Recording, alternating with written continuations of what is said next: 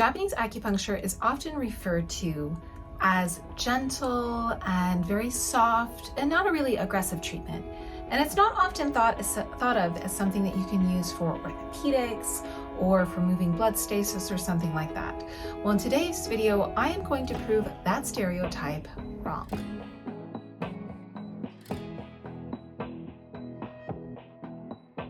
So for those of you who don't know, there are hundreds of styles that make up what we traditionally call in the US and in the West, traditional Japanese medicine or traditional Japanese acupuncture moxa. And there are styles from across the board, everything from toyohari, which is a very soft and gentle treatment, or things like shakuju, all the way over to ishizaku-ryu, or more classical Chinese approaches that are championed by really amazing practitioners within the traditional Japanese medicine field. And bloodletting, a technique that most of us know as a very aggressive technique and a very effective technique, can be used in many, many of these styles. An example of this is Diagnostic Sensei, who is a champion of a daishiru style, the style called daishiru, which is a pediatric acupuncture approach that I also utilize within my practice. It's really, really effective. And so something that's very soft and gentle, shonishin approach. That same practitioner, Diagnostic Sensei, when he's in his clinic, uses a lot of bloodletting. So in today's video, we're going to go over some areas where bloodletting can be more effective than just the tips of the fingers and the tips of the ears. So stay tuned, because this is definitely a video that you're going to want to watch and take some notes on. Now remember though that you can never learn anything within a 10 or 20 minute video on YouTube. Really, extended mentorship and mentorship that's over the lifetime of your career is really what helps you get to an advanced place with your technique and with your clinical efficacy. So wherever you are in your practice or in the world, I highly suggest that you either find a mentor that you can go to daily to ask questions to, or you join a platform like ShinKyu University. It is a lifetime mentorship and mentorship program, and it is there for you both online and in person. If you'd like to set up an interview for this program, go ahead and click the link in the description box below, and we will see together. You'll be talking with me, and we will see if the platform is the right fit for your practice. Now, if you're watching this as a ShinKyu University member already, then you're going to want to go over to the platform and check out the video that I made on bloodletting that is in more in detail than this video, so that way you can get a bit more advanced technique before you come to the study group, the monthly study group on acupuncture, to practice your technique. I look forward to seeing you there. Now, if this is your first time coming to this channel, I would highly suggest that you hit the like, subscribe, and that little bell to be notified of future videos coming out all about traditional Japanese acupuncture and moxa, and so much more.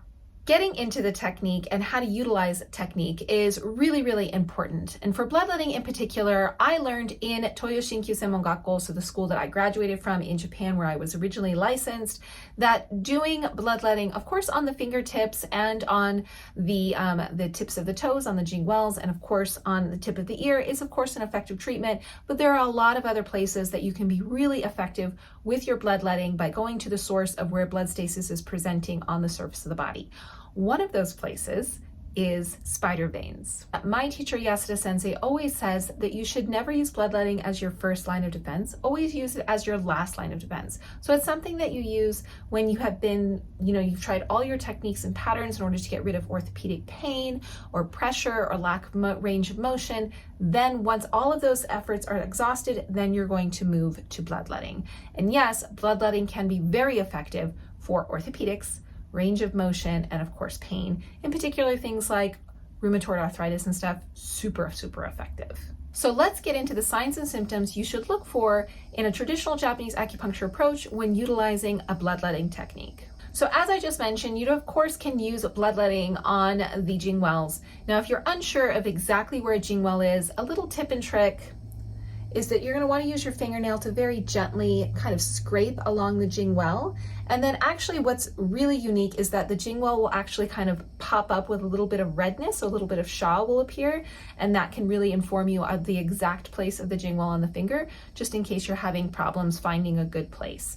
Saying that though, jingwells, tips of the ears, they're pretty painful to bleed. So I actually really prefer bloodletting spider veins. Now, spider veins, as I explained to my clients, are often places where the muscle structure has become really, really tight and really, really static, whether it's due to loss of range of motion, or let's say someone threw their back out, or consistent standing at a job. And so the muscle structure becomes really, really tight. And what it does is it cuts the little capillaries that are near the surface of the skin off from the circulation of blood.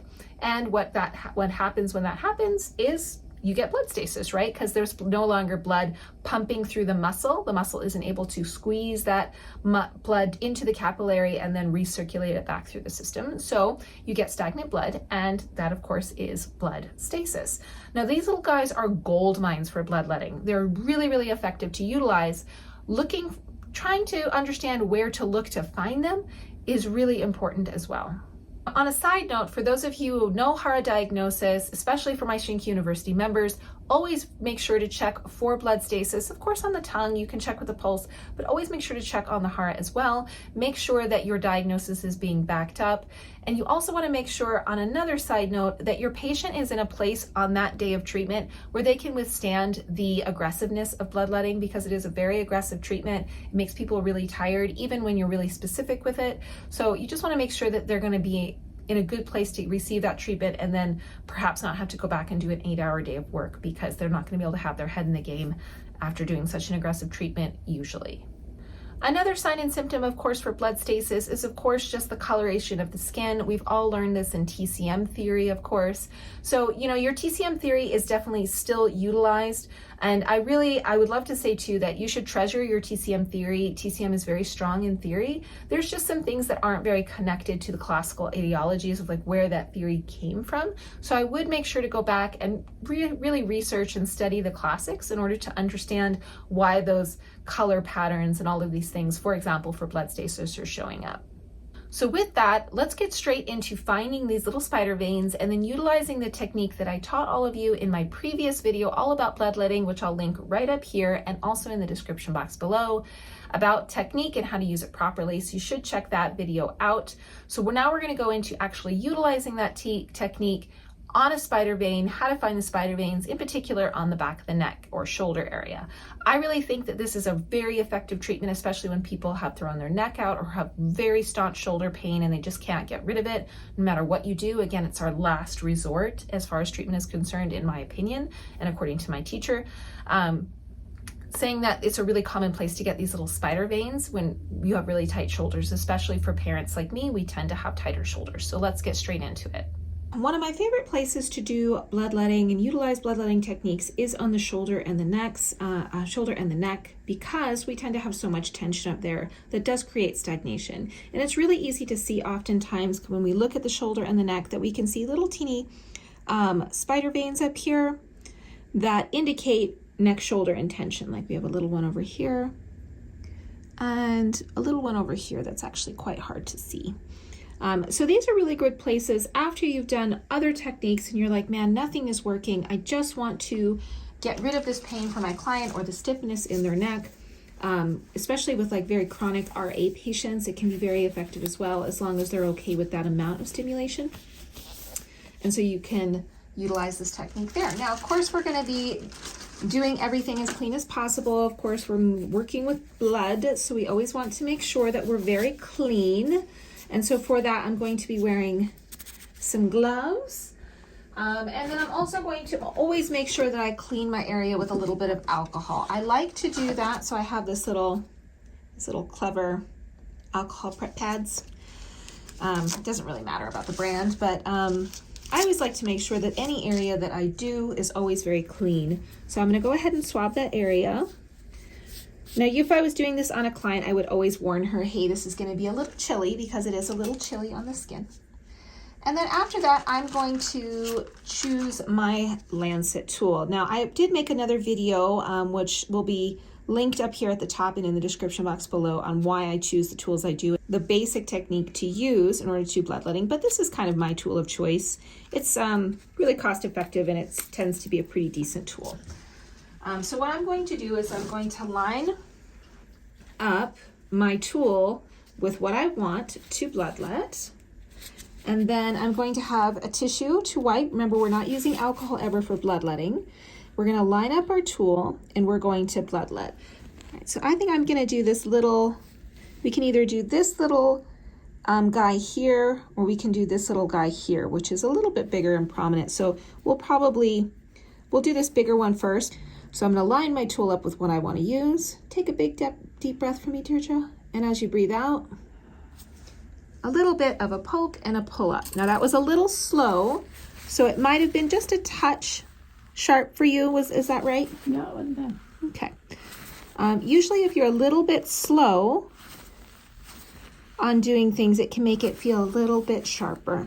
But if you're able to do this technique well and efficiently and in the right place, it can be really beneficial for your client, and it can be a really quick, easy, and beneficial treatment to get rid of, for example, stagnation again, tension in the shoulders and neck, or any relating symptomology that might be happening due to the blood stasis.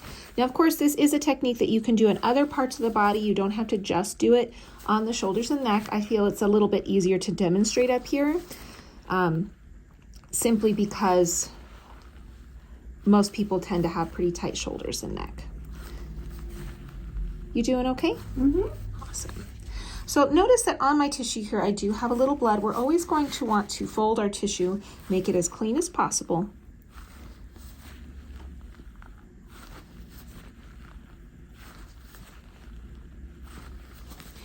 And then after you're done with this, you do want to follow local laws to make sure that you're throwing things away correctly and you're always keeping clean, clean, clean. Anytime you're dealing with any type of blood, spit, anything, we always want to be very clean and very careful for our client's sake and for our own sake. And as you can see, this is a very good spot for Miss Deirdre. The blood is not as dark as it can be, but it is pretty thick. So one of the things that I go into in a lot of detail within the ShinKyu platform is talking about when to do this technique, when not to do this technique, and of course, when to stop. Because this technique, as I said before, can be a very strong technique, and it can really exhaust your client and be detrimental to their health, actually, if you don't do it correctly.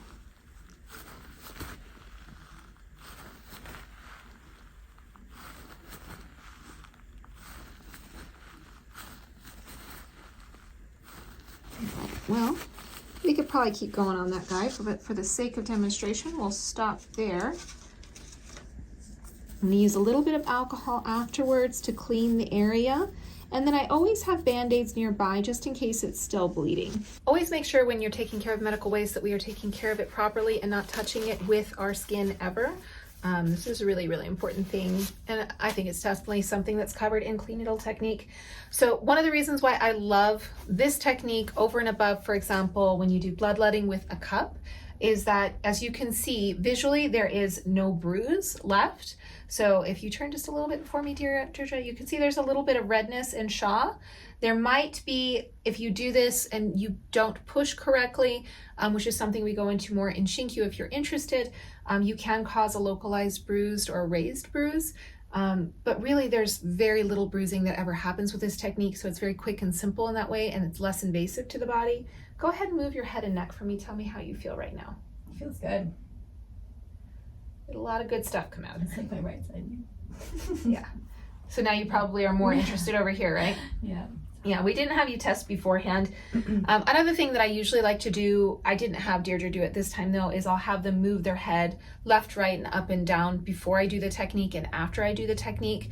Not just for this one, but for all of the techniques I do. So that way they can really compare and contrast, same, better, different, or worse is what I always like to ask from my patients. So that way I know exactly how much efficacy I'm getting from each point at every time that I treat someone. Now that we've gone through how to find these spider veins and how to use our technique, I want to just reiterate the fact that you can't learn anything to its fullest extent on a 10-minute YouTube video. So I really would love for you to find that mentorship to help your practice grow to the next level. If ShinKyu University is the place for you, or if you think that it might be the place for you, please do set up an interview. Again, it's linked in the description box below. It is a lifetime membership and mentorship program, but it is interview only. Not anybody can just join it. So you do need to set up that interview to join. I would love to talk to you about your goals in the practice and see if the platform is a good fit for you. So thank you very much for watching about the application of bloodletting in a new way. If you enjoyed this video, please don't forget to like, subscribe, and hit the little bell to be notified of future videos coming out. And I highly suggest that you check out this video next about your bloodletting technique. You can never review the foundations enough. As a very dear friend told me once, foundations are where beginners begin and where masters end. Happy practicing.